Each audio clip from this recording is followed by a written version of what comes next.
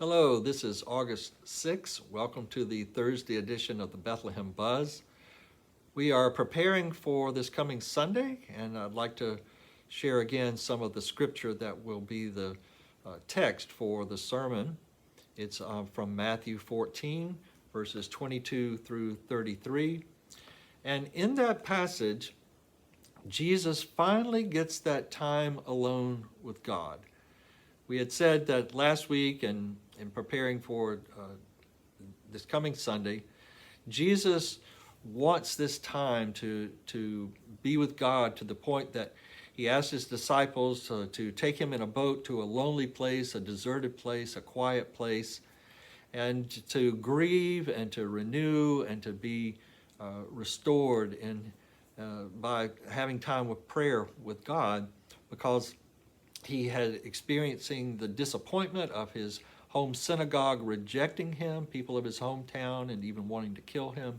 And then immediately after that, learning that John the Baptist, his cousin and fellow minister, had been executed by the government, by Herod. And so he wants to be alone. But when he finds that place of being alone, the multitudes that around the villages find out where he is, and they come to him, and so he ministers to them. He heals them of their diseases. He casts out unclean spirits. He cares for them throughout the day, and at the end of the day, he feeds them.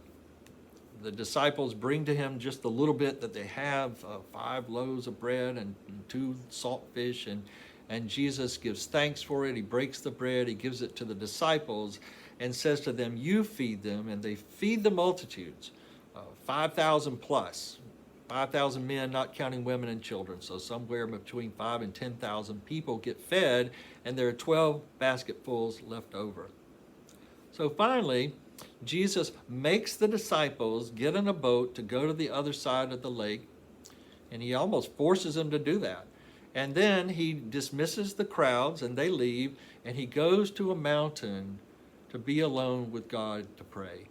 And so we're happy for him. We're so glad that he finally has this time that he can spend in prayer. We don't know how long he was there. The next scene is Jesus with the disciples, and it's early morning, and they see him walking on the water. This, when he finally dismisses the crowd and goes to the mountain to pray, is evening, so he has the whole night to pray. And during that time, we wonder, what did Jesus say? What did he do? How did he spend a whole night in prayer? I mean, we're lucky to have 10 minutes in prayer or 15 minutes before we feel like, well, I'm kind of done. How do you spend extended time in prayer? I'm a part of a group that meets on Thursday mornings called the Upper Room Group, and it's called that because we use the Upper Room Devotional Guide as a time of devotion together. On that Thursdays, we look at the Wednesday before, which also includes some discussion questions, and we discuss things. And the one for this morning was on prayer. And the question came up, is there a right and wrong way to pray? And we concluded that, any expression to God is an acceptable form of prayer. So no, there's not a right and wrong way to pray. But as I thought about that, I thought, well, maybe there is. I can certainly think of wrong ways to pray. One example might be if I pray every day and my main prayer is, "Lord, give me that Porsche 911 that I have my eye on." I would hope that someone would suggest that maybe I'm praying the wrong way. So while prayer is this deep desire that we have and longing that we have, like Jesus had this longing to spend time with the Father in prayer, we too have that longing and that desire, that thirst. But prayer isn't something that is simple, and we have to learn. It can be quite hard. Someone in our group reminded us that over the years we have offered this study of prayer entitled The Workbook of Living Prayer by Maxie Dunham, who is a long-term United Methodist pastor, seminary professor, and writer. And this is perhaps his most popular and best sold book.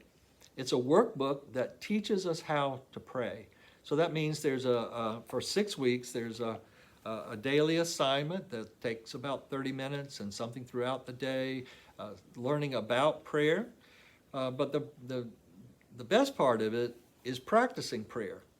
So I was just wanting to ask if there's any that would like to do a study of prayer, spend 6 weeks using the workbook of living prayer. They're still available. We can order them.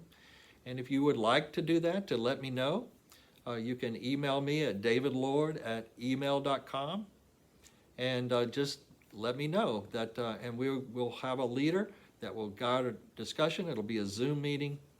So you just think about that and pray about that. And we're going to talk more about prayer and Jesus calming the storm in the scripture for this coming Sunday, and Peter walking on the water. So it's an exciting scripture, and invite you to look ahead, Matthew 14:22 through 33, and I'll see you on Sunday. So have a blessed day and peace.